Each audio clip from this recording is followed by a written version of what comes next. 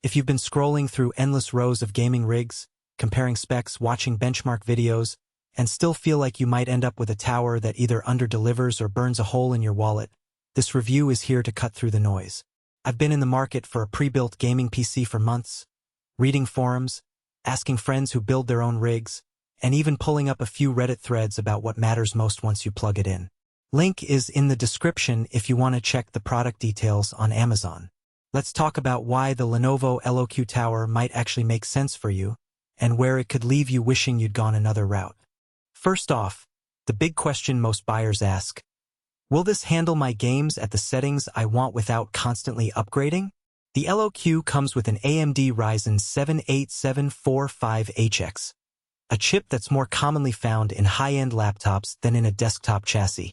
Paired with an NVIDIA GeForce RTX 5060 Ti 8GB GDDR7, you're looking at a combination that sits comfortably in the sweet spot for 1080p and solid 1440p gaming. In practice, titles like Elden Ring or Cyberpunk 2077 run smooth at high settings, and you won't be forced to drop below 60 frames per second on a 144Hz panel.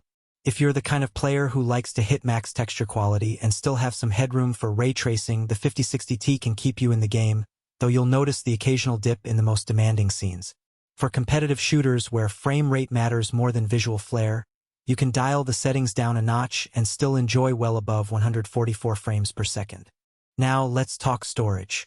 Lenovo packs a 2TB NVMe SSD for the OS, games, and any heavy applications, and throws in an extra 1TB docking station set that you can treat as a secondary drive or a convenient place to stash large media libraries. What that means in real life is you can install the latest titles, have your creative software ready, and still keep a separate partition for video footage or music without having to juggle external drives. The SSD's read/write speeds are on par with other PCIe 4.0 drives in this price tier, so loading times feel instantaneous, and the extra terabyte is a nice safety net for anyone who likes to keep a backlog of games or work files. Cooling is where the LOQ tries to stand out visually. The tower is fitted with addressable ARGB fans that spin under a sleek black shell, giving you a bit of flair if you like a lit-up rig. Functionally, the fans do a decent job moving air across the CPU and GPU heat sinks. In everyday use browsing, streaming, or light gaming, the noise is barely noticeable, a soft where you might only pick up if you're sitting right in front of the case. Push the system hard with a marathon Red Dead Redemption 2 session and you'll hear the fans ramp up, but they stay within a tolerable range. They're louder than a quiet room, not louder than a vacuum cleaner. If you're sensitive to noise or plan to game late at night, consider adding a sound-absorbing mat under the tower or positioning it a foot away from your desk. One hidden trade-off that shows up once you open the box is the upgrade path. Lenovo's warranty states the case is open for upgrade only, and you get a 1-year warranty on any RAM or SSD you add yourself. That's a nice safety net, but it also means you'll be voiding the standard warranty if you tamper with the internal components beyond the designated slots. The motherboard isn't exactly a tool-free design. There are a few screws and cables to manage, so if you're not comfortable with that, you might be stuck with the stock 32GB of DDR5 RAM and the existing storage configuration. For most gamers, 32GB is more than enough, but power users who anticipate needing 64GB for heavy video rendering or AI workloads should factor the extra cost and effort of a qualified upgrade.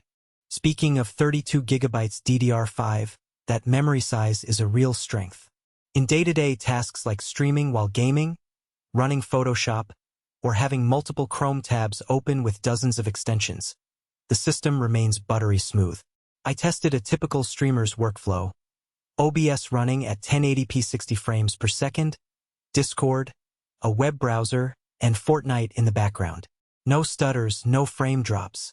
The DDR5 speed also gives a modest bump in loading times for large open-world games compared to DDR4 alternatives at the same capacity. Connectivity is another practical point. Wi-Fi 6 ensures a stable wireless link even when you're in a crowded apartment building, and the Ethernet port is a solid fallback if you prefer a wired connection for competitive